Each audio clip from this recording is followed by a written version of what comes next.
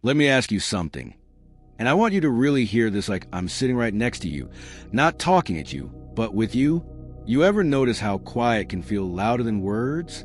Like when you stop texting, she stops texting. And suddenly there's a strange tension hanging in the air.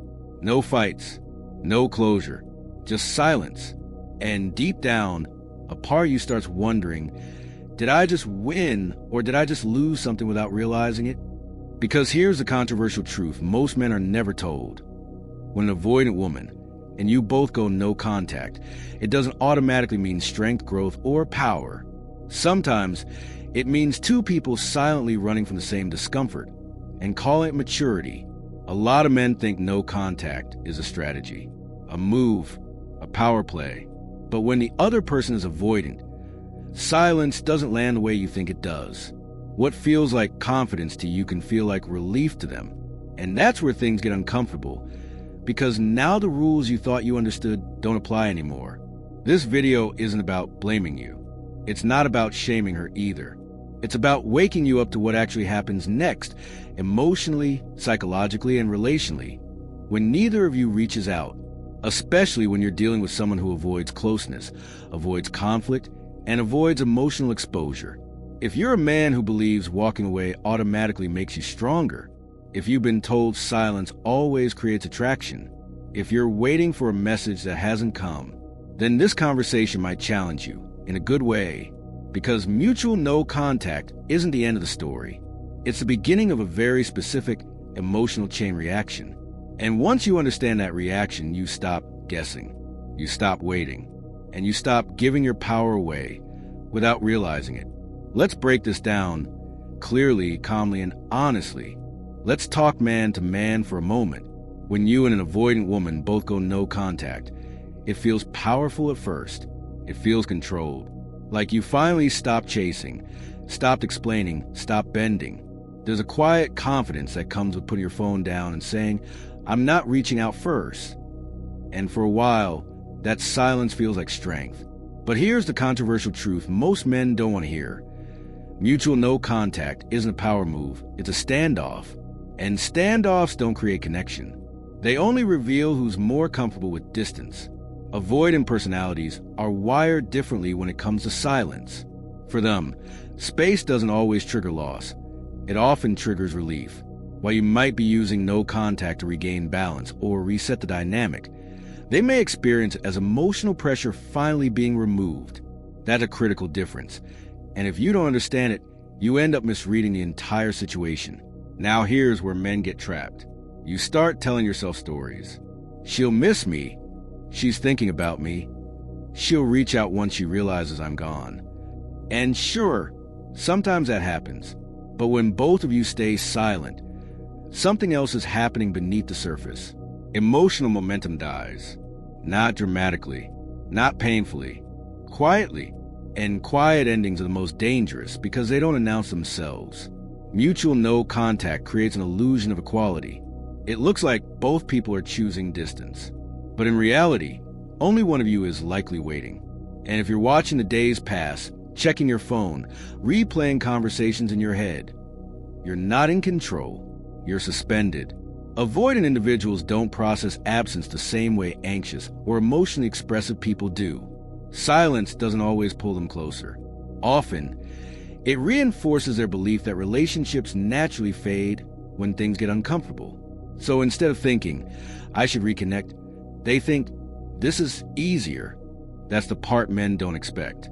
Because you're not just stepping back, you're also giving the avoidant exactly what they subconsciously want. Distance without confrontation. No demands. No emotional responsibility. No uncomfortable conversations. And here's the wake-up moment. If silence is easy for them and hard for you, then silence is not working in your favor. This doesn't mean no contact is wrong. It means using it blindly is dangerous. Men are often taught to suppress emotion, stay quiet, and let time do the work. But time doesn't repair what awareness avoids. And mutual no contact without intention doesn't create respect. It creates emotional drift. The silent standoff feels calm on the outside, but underneath, it's a slow disengagement. If you don't recognize that early, you don't just lose a connection, you lose clarity. And when clarity disappears, men either wait too long or walk away confused, thinking they did everything right. In the next section, we're going to talk about what's actually happening inside the avoidance mind during the silence. Because once you understand that, the silence stops feeling mysterious and starts making sense. Let's slow this down and really look at what's happening. Because this is where most men completely misunderstand the situation. When you stop reaching out, you expect impact. You expect absence to be felt. You assume silence creates reflection. And for many people, that's true. But with an avoidant personality, your disappearance doesn't automatically trigger panic or longing. More often, it triggers regulation. That's the first uncomfortable truth. Avoidant individuals don't experience emotional distance as a loss right away. They experience it as a return to safety. When you disappear too, their nervous system settles instead of activates. The pressure they felt to show up emotionally, explain themselves, or meet expectations suddenly disappears. And to them, that feels like relief, not rejection. Now here's where men misread the calm. You assume calm means indifference or confidence. But in an avoidance mind, calm often means avoidance is working. They're not sitting there plotting. They're not necessarily dating someone else immediately. And they're not always celebrating your absence. What they're doing is reorganizing their emotional world in a way that minimizes vulnerability. They tell themselves stories like, "This is for the best," or "Things were getting complicated anyway." And the longer the silence lasts, the more those stories solidify. Avoidance processes emotions after distance, not during it. So instead of missing you in the moment, they push feelings aside to maintain control. This is why men waiting for a dramatic emotional reaction often feel confused. The reaction doesn't come when you expect it, if it comes at all. Here's the controversial part most men don't hear. Your silence can actually validate the avoidance core belief that closeness leads to discomfort. When neither of you reaches out, it confirms their internal narrative that relationships naturally cool off once intensity shows up. So instead of thinking, "I should reconnect," they think, "This is normal. This is what happens." That doesn't mean they don't care. It means caring feels risky. And here's where your position as a man matters. If you're using no contact as a way to be respected, but the other person experiences it as emotional relief, then the dynamic has flipped. You're waiting for a response while they're adjusting to life without the emotional demand. That gap grows quietly, and that's what makes it dangerous.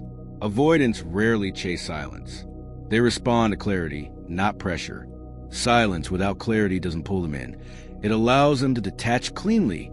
That's why mutual no contact often leads to permanent emotional distance rather than reconnection. This is where men feel blindsided. Weeks go by, nothing happens, and suddenly you realize the connection didn't explode. It evaporated.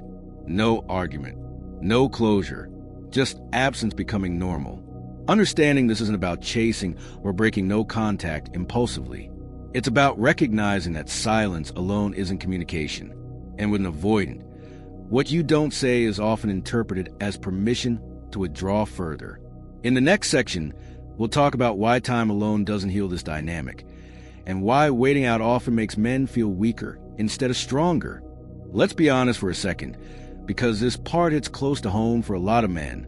You've probably been told that time fixes things, that space creates clarity, that if you just focus on yourself long enough, everything will either fall back into place or stop mattering. And on the surface, that sounds solid, logical, masculine, even, but here's the truth most men quietly struggle with. Time doesn't heal confusion. It just makes you better at ignoring it. When you and an avoidant both go no contact, the days start stacking up. You stay busy. You distract yourself. You tell yourself you're fine. And maybe you are most of the time. But in the quiet moments, there's still that lingering question. What actually happened? That question doesn't disappear just because time passes. Avoidants use time to distance themselves from emotion. Men often use time to suppress emotion. So both of you are technically moving on, but neither of you is actually processing what mattered. That's not healing, that's postponing. And this is where men get stuck in a loop. You don't reach out because you don't want to look weak. You don't ask for clarity because you don't want to disturb the peace. You don't speak up because you're trying to be disciplined. But discipline without self-honesty becomes emotional avoidance too. Time alone can feel productive, but if you're not addressing what you felt, disappointment, confusion, attachment, unmet expectations, those emotions don't dissolve. They go underground. And underground emotions don't fade. They resurface later, usually when you least expect them. What makes this dynamic frustrating is that everything looks calm from the outside. No drama, no conflict, just two people living separate lives. But internally, there's unfinished business. And unfinished business has a way of draining your focus, confidence, and emotional clarity. Avoidants don't suddenly become more open with time. And men don't suddenly become more fulfilled by pretending they don't care. Silence doesn't equal growth just because it's quiet. If you're honest, part of you is still waiting, not necessarily for a message, but for resolution. And resolution doesn't come from counting days. It comes from understanding what you want, what you tolerated, and what you won't repeat. This isn't about rushing back or reopening old doors. It's about recognizing that healing requires awareness, not just distance. When men rely on time alone to do the work, they often confuse emotional numbness for strength. And numbness isn't strength. It's just silence turned inward. In the next section, we're going to talk directly to men about where this dynamic goes wrong and what needs to shift if you want to stop repeating the same cycle. Let's talk honestly and calmly, because this is where men need a wake-up call, not encouragement wrapped in excuses. When you and an avoidant both go no contact, a lot of men tell themselves they're doing the right thing. Staying disciplined, staying silent, staying strong. But here's the uncomfortable truth. Many men aren't practicing strength here. They're avoiding responsibility for their emotional position. And that's not confidence. That's hesitation dressed up as control. Here's where men lose ground. You confuse emotional restraint with emotional leadership. You think saying nothing keeps you safe, respected, and unbothered. But in reality, you've handed over the direction of the connection to silence, something that doesn't serve either person. Avoidant individuals don't step into leadership during emotional uncertainty. They step back. So when you also step back, no one is steering. The dynamic doesn't stabilize, it dissolves. This is where the criticism matters. Men often wait for the other person to feel the loss deeply enough to act. That's passive. And passivity is not masculine, it's reactive. Strength isn't about who holds out longer. Strength is about knowing when silence is strategic and when it's just fear or discomfort. If you're honest with yourself, part of why you stay quiet isn't because it's best. It's because speaking up risks rejection, finality, or indifference. And that fear keeps men stuck in emotional limbo far longer than they should be. Here's the advice that actually wakes men up. Clarity is not chasing. Communication is not weakness. And self-respect is not measured by how long you stay silent. You don't need to explain yourself endlessly. You don't need to convince anyone of your value. But if you choose no contact, it should come from self-alignment, not hope that the other person will break first. Men who regain control stop waiting for reactions and start making decisions. They ask themselves, is this silence helping me move forward, or keeping me emotionally tied to an outcome I don't control? That question changes everything. Avoidance respect grounded certainty more than quiet endurance. And even if reconnection never happens, men who choose clarity over quiet walk away clean, without resentment, without confusion, without needing validation later. This isn't about being harsh. It's about being honest. Silence isn't strength if it keeps you stuck. And walking away isn't power if you're still looking back. In the final section, we'll talk about the moment everything shifts, the point where men either break the cycle for good or repeat it again with someone new. There's a moment in this dynamic that almost no one talks about. It doesn't come a message, a realization, or a dramatic turning point. It comes quietly, and that's why most men miss it. It's the moment when silence stops being about the other person and starts revealing the truth about you. Up until this point, no contact may have felt like a waiting game. Waiting for clarity, waiting for regret, waiting for something to happen. But eventually, if you're paying attention, something shifts internally. The emotional pull weakens, not because you stop caring, but because you're finally seeing the situation clearly. And here's the controversial part. That shift is the real outcome of mutual no contact, not reconciliation. Avoidant individuals rarely come back during silence with new emotional awareness. Men, on the other hand, often reach a point where they realize they were holding on to potential, not reality. And once that clicks, the dynamic loses its power over you. This is where most men go wrong. Instead of recognizing that shift as growth, they interrupt it. They reach out impulsively, not from confidence, but from discomfort with finality. Or they restart the cycle with someone new, repeating the same emotional pattern, because the lesson never fully landed. The moment everything shifts is when you stop asking, "Were they thinking?" and start asking, "Why did I tolerate uncertainty for so long?" That question changes your standards. You begin to understand that attraction without emotional availability is unstable. That silence without intention creates confusion. And that mutual no contact isn't a test you pass.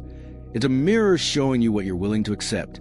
This is where real power shows up, not in who reaches out first, not in who misses who more, but in who no longer needs silence to feel in control. Men who don't miss this moment stop chasing emotionally unavailable dynamics. They stop romanticizing distance. They stop confusing mystery with depth. And most importantly, they stop outsourcing their self-worth to someone else's emotional limitations. If reconnection happens after the shift, it's different. There's clarity, boundaries, direction. And if it doesn't happen, the ending doesn't haunt you because you didn't abandon yourself in the process. That's the part no one warns men about. Silence can either weaken you or sharpen you. The difference is whether you use it to wait or to wake up. And once that moment passes, you don't look at no contact the same way again. You see it for what it is, not a strategy, but a turning point. Here's the controversial truth most men don't want to accept, but need to hear. If mutual no contact lasts long enough, it's not a strategy anymore. It's a relationship telling you it's already over. Not because either of you failed, not because someone didn't care, but because two people chose silence over clarity, and silence always decides faster than people realize. For men especially, this is where growth either happens or gets delayed for years. You can tell yourself you were patient. You can tell yourself you were strong. But real strength shows up when you stop waiting for someone emotionally unavailable to suddenly become present, and start choosing situations where effort, clarity, and consistency aren't negotiable. This isn't about bitterness. It's about standards. If this video hit a nerve, that's not a coincidence. It means you've lived this dynamic, felt the confusion, and questioned yourself in the quiet moments. You're not alone in that, and you don't have to figure out in isolation. I want you to comment below and share your experience. Say what the silence taught you, what you waited for, or what you finally realized. I read those comments, and I reach out because these conversations matter, and growth happens faster when men talk honestly about what they've been through.